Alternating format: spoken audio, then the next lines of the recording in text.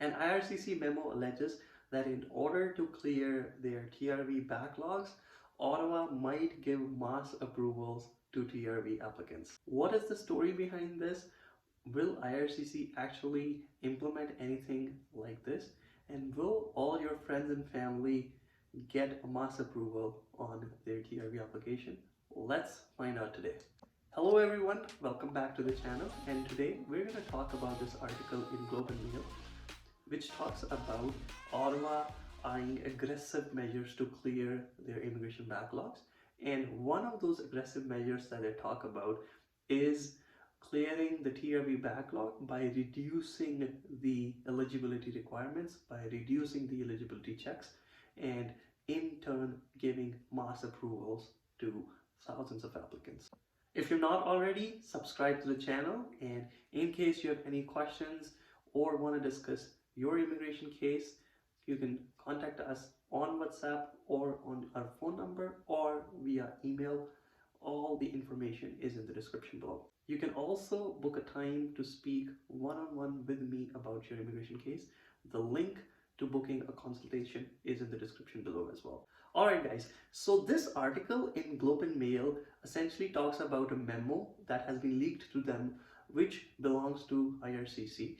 And this memo essentially talks about reducing the backlogs within IRCC, especially with regards to temporary resident visas, or commonly called as visitor visas. Now, usually when a visitor visa is processed by IRCC, there are different stages and different eligibility checks that need to be met in order for a person to be approved for a visitor visa. These include standard admissibility checks to make sure that someone is not inadmissible to Canada because of prior violations, because of misrepresentation, because of prior criminal record, because of security concern. The second important part is the eligibility check, in which IRCC determines whether an applicant is eligible to be granted a visitor visa. The most important part of this eligibility check is to check and to make sure that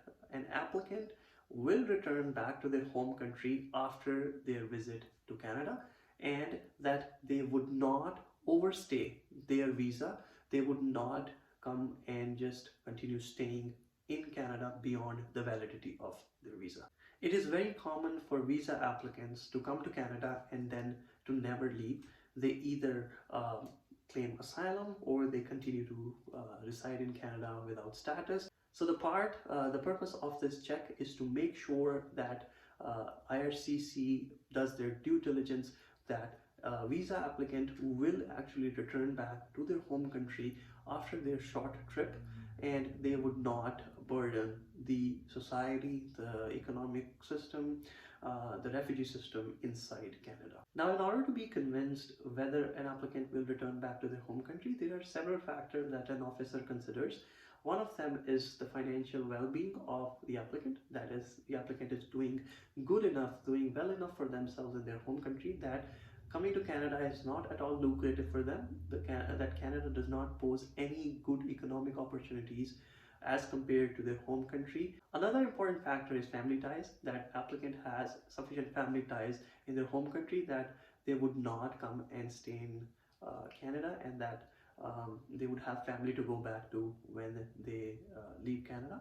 The purpose of visit is another factor that is important, that there is a genuine purpose of visit, there is a legitimate purpose which is reasonable enough for the applicant to be wanting to come visit Canada. Now, this purpose can be tourism, this purpose can be visiting a friend, family, this purpose can be anything. However, it should be consistent with the life of that particular applicant.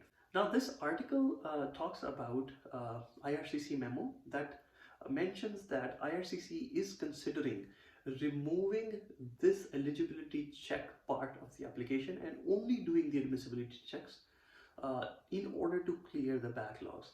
This would mean that if implemented, if finalized, the applicants would no longer need to convince a visa officer, or they would no longer be checked for this criteria, that they would return back to their home country after they visit in Canada. If that is the case, almost all the visa applications would be approved if this is implemented. Now the question is, what is the probability of this actually happening? The Global Mail article cites that two sources within IRCC have revealed that this policy would be implemented and IRCC would be making an announcement soon. However, it has been quite a few days since this article furnished, and we have not yet seen any announcement from IRCC. It is possible that IRCC will implement this, who knows. However, I'll share my take on this. Usually, it is important, and the reason all these checks exist in the first place is to avoid social havoc, is to avoid burden on Canada's asylum system, is to avoid burden on Canada's public services. And if this kind of check is taken out, this would mean, and the article also cites, more asylum claims inside Canada, more people seeking refuge inside Canada, and more people violating conditions of their visa inside Canada. My understanding is that if IRCC ends up implementing such a system, I think it would be more localized and it would not apply to the entire world. For example, certain countries have more number of applicants and also have more number of refugee claimants and more number of people violating conditions.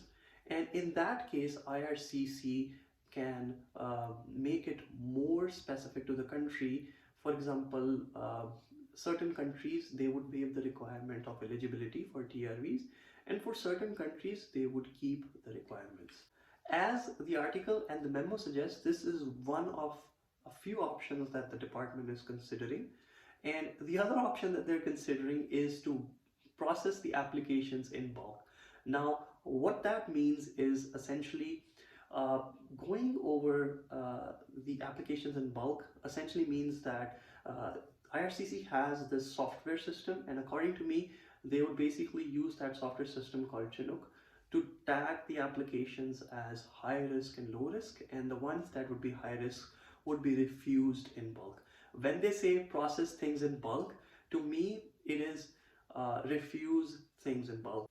Now again, these are a few things IRCC is considering: either give approvals in bulk or process applications in bulk based on some of the software systems, and maybe give refusals and approvals in bulk. Who knows what they're going to do, whether they will give mass approvals, and whether your friends, your siblings, your other family members will get lucky under this policy. No one knows. You can go ahead and apply if you want to take a chance. Worst case, you would be refused. Best case, you would be approved. However, it is very hard to say from this third-party article. Never take it for granted unless it is published by IRCC. I think IRCC would be a little more cautious in implementing such a mass approval policy, and would not just go ahead and start giving approvals, especially for visitor visas. However, I might be wrong, and I wish, if I'm wrong, it would be great for a lot of applicants. So let's hope for the best. So that's it, guys. Hopefully this gave you some idea about this chatter on social media, about this article that has been going on, and hopefully now you have a better picture of what to expect and can make a more informed decision.